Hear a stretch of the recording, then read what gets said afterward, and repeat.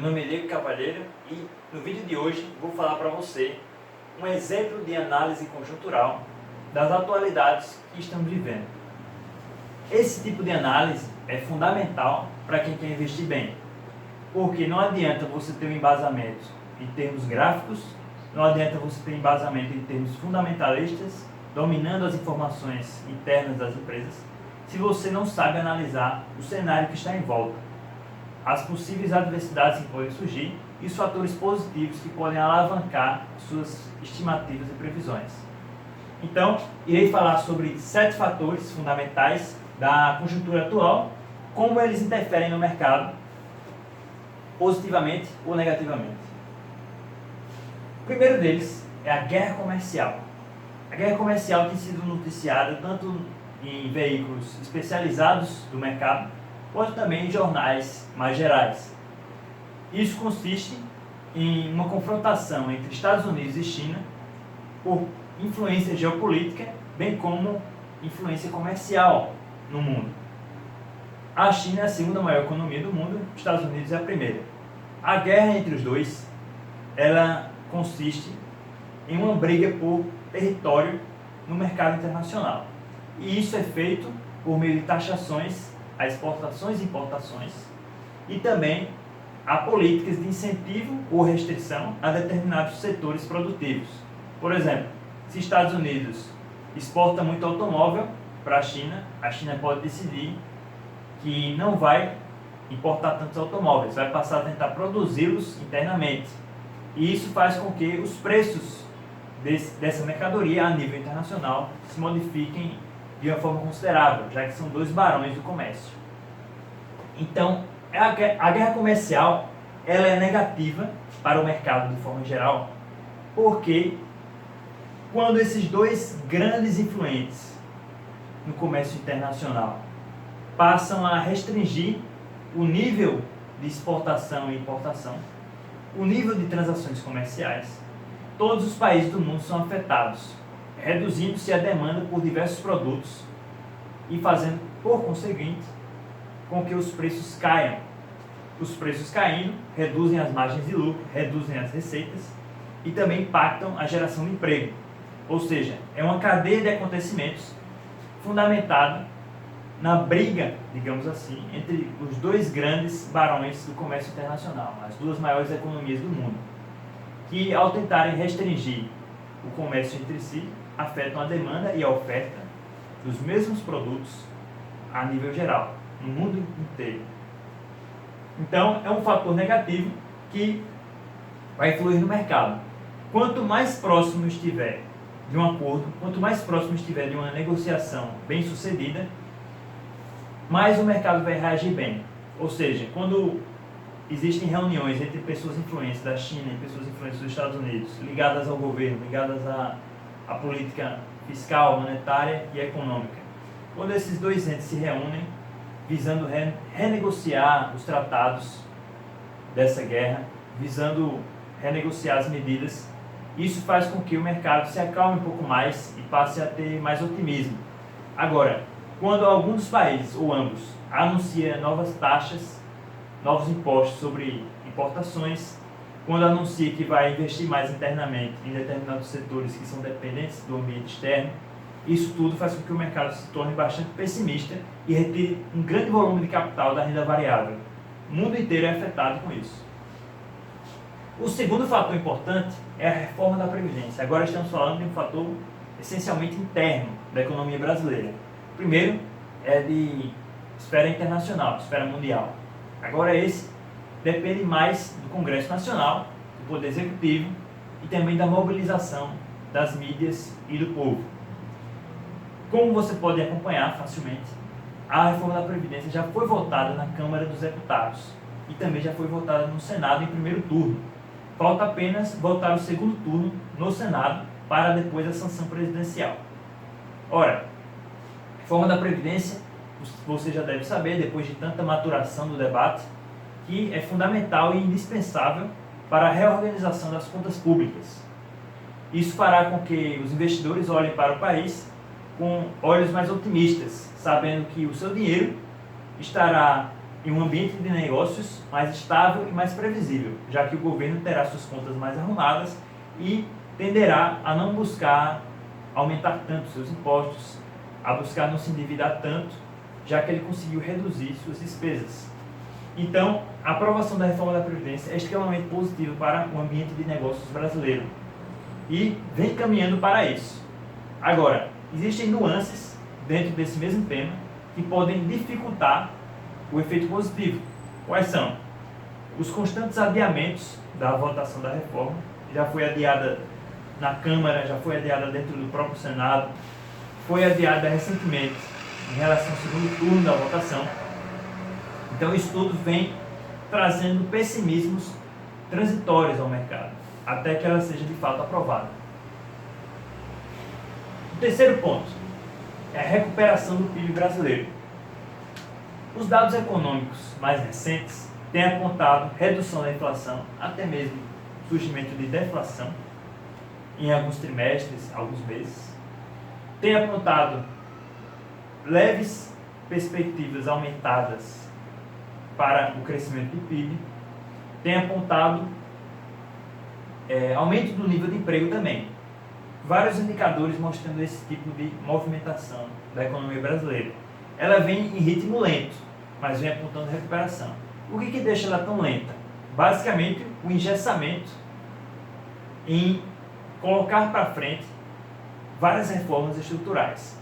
Como falei anteriormente, a reforma da Previdência foi muito adiada e bastante embargada, digamos assim. Isso tudo faz com que a economia se engesse mais, porque o grosso dos investimentos, o grosso do capital que vai vir para o mercado brasileiro depende muito das reformas estruturais. Se elas ficam emperradas, demoram a ser aprovadas, a economia invariavelmente, inevitavelmente, vai crescer menos e vai crescer num ritmo mais lento, até que tudo se concretize e haja de fato um ambiente claro para investir dinheiro. Então, a recuperação do PIB brasileiro é um fator positivo para o mercado, inclusive da renda variável, porque quando o PIB ele está numa crescente, quando o PIB ele é sólido e consistente, isso favorece o nível de emprego, favorece a produção direta, os bens e serviços, fatores reais de produção, mas também, sobretudo, favorece o investimento em ações e derivativos, porque estão atrelados aos primeiros. Então, esse fator de recuperação do PIB brasileiro é de extrema importância para novas perspectivas e perspectivas otimistas no ambiente de negócios nacional. Quarto ponto, temor de recessão global. É um ponto extremamente negativo que tem dificultado bastante, em conjunto com o primeiro fator, que é a guerra comercial, a vida do investidor que faz swing trade. O swing trade, para relembrar, é quando você faz uma aplicação, espera semanas ou poucos meses para executá-la, para realizar lucros. Esse é o swing trade. Quem faz esse tipo de estratégia de investimento vai ser muito prejudicado com novas notícias inesperadas que vão surgindo sobre a recessão global e sobre a guerra comercial, porque elas surgem em um momento crucial que, digamos assim, dificultam o cumprimento das metas do investidor de swing trade, já que ele trabalha com um prazo curto. Então, o temor de recessão global ele se resume a, basicamente, o afracamento do crescimento dos PIBs dos países mundo afora, principalmente os desenvolvidos. Eles têm tido a sua produção refreada, sua produção tem enfraquecido nos últimos anos. Indicadores de indústria, de geração de emprego, de crescimento do PIB de forma geral, e por aí vai.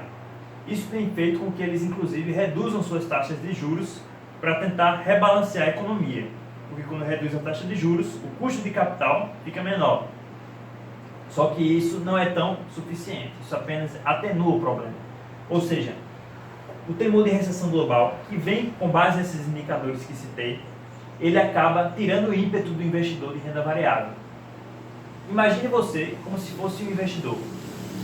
Você se depara com uma situação em que há um temor de que as economias globais entrem em recessão, ou seja, a produção fica comprometida, haja desemprego, haja acumulação de estoques, um ambiente desfavorável. Você que é investidor não vai se sentir estimulado a colocar seu dinheiro em aplicações de risco, vai querer colocar seu dinheiro em aplicações em renda fixa, títulos de governos, debêntures, por aí vai. Então você vai retirar dinheiro das bolsas, dos mercados de renda variável e colocar em títulos de renda fixa. Então esse é um fator extremamente negativo para o mercado de forma geral. E as notícias que vão surgindo, os novos indicadores que vão apontando justamente nessa direção, quebram, digamos assim, a estratégia de quem faz swing trade, principalmente.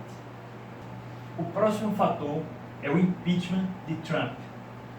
Essa foi uma notícia bem recente que tem circulado nos veículos de comunicação e ela basicamente se apoia no fato de que Trump teria supostamente se comunicado de forma indevida com um chefe de Estado da Ucrânia, visando atrapalhar as eleições americanas.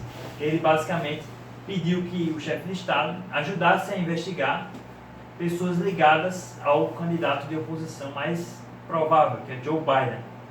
Então, com essa investigação, ele seria prejudicado na eleição. Só que existe uma grande margem de argumentação para que ele possa se defender. Não existe nenhuma prova concreta até o momento de que, de fato, isso teria uma finalidade específica e direcionada de afetar a eleição. Ele poderia estar conversando com o chefe de Estado por diversos outros motivos. Poderia estar querendo ajudar no cumprimento da lei em seu país, poderia estar querendo solucionar um crime que ele acha que é perigoso para o Estado americano, por aí vai. Não que isso seja de fato verdade, mas ele pode usar isso como uma argumentação quando for colocado de frente para o processo e tem grandes chances de sair ileso. Então, apesar de ser uma notícia sem muita profundidade, a ameaça do impeachment de Trump é um fator negativo para o mercado. Apesar de não ser uma notícia com muita profundidade, isso abala um pouco a confiança do mercado, porque os investidores internacionais, os investidores que aplicam seu dinheiro em diversos mercados, eles não têm um aprofundamento do noticiário. Basta surgir uma menção de risco que eles já retiram um capital desproporcional dos mercados de renda variável. Então isso assusta os grandes investidores e o mercado reage negativamente. Quando for solucionado, e provavelmente Trump sairá ileso e o processo não terá, digamos assim, não terá perspectivas boas de ir para frente, quando isso for solucionado, o mercado vai voltar ao normal. Próximo ponto, Brexit. O Brexit nada mais é do que a proposta de saída do Reino Unido da União Europeia. Isso já foi definido em plebiscito, onde a população do Reino Unido votou a favor da saída. Só que a classe política daquele país é contra essa saída, porque vê no sistema da União Europeia um reduto de vantagens políticas das quais eles não querem abrir mão. Então, eles têm dificultado a saída efetiva do Reino Unido da União Europeia.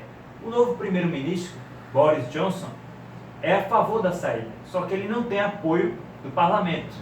E isso tem dificultado, tem deixado um impasse naquele país. Esse impasse faz com que o mercado esteja um pouco receoso, porque quando se tem a saída de um país influente do sistema da União Europeia, isso meio que abala a previsibilidade econômica, já que era um país influente, importante para a economia do continente, e ele agora não está mais contribuindo para esse sistema. Então não se sabe quais alternativas e quais recursos aquele conjunto de países vai utilizar para suprir aquela ausência. Então nesse meio tempo há uma instabilidade e o mercado reage negativamente. Quando houver uma definição no Brexit, ou seja, quando o Reino Unido de fato sair da União Europeia, irá haver uma reação de curto prazo negativa do mercado, para depois se readequar à nova situação econômica. E quanto a esse impasse, o mercado também reage com cautela e receio, prejudicando um pouco os avanços em termos de valorizações no mercado de renda variável. Próximo e último ponto, a agenda econômica do governo Bolsonaro. É um ponto positivo para o mercado brasileiro. Por quê? A agenda econômica do governo dele tem se embasado um conjunto de privatizações e também em desburocratizações da economia, como foi o caso da MP da Liberdade Econômica, que facilitou a abertura e fechamento de empresas, facilitou a tramitação de processos para abri-las em termos de alvará, em termos de condições que são necessárias para quem toma a decisão de empreender. Isso vai facilitar a geração de emprego em diversos setores, vai aumentar a concorrência e aumentar a produtividade, possivelmente. Então, essa agenda econômica de desburocratização da economia, privatizações que aumentam também a eficiência das empresas privatizadas, isso é comprovado de forma empírica. As empresas que são privatizadas geralmente melhoram a produtividade e geram empregos mais eficientes, enquanto que as estatais, muitas vezes, como bem nós sabemos, servem de cabide de desemprego e não tem um mecanismo de incentivo do mercado, ou seja, elas sabem que não podem ir à falência, já que o seu provedor é o próprio Estado, o próprio governo. Então elas não têm o medo de ir à falência e não têm aquela constante pressão de aumentar a sua eficiência. Então empresas privatizadas, em regra, na maioria dos casos, são mais eficientes. Isso faz com que o mercado evolua de forma mais consistente. Então a agenda econômica do governo Bolsonaro é um fator positivo para o mercado de renda variável, trazendo boas perspectivas de longo prazo. Esse foi o vídeo de hoje. Se você gostou, aperte no gostei, siga o canal e siga também o Instagram Cavalheiro Invest. Muito obrigado.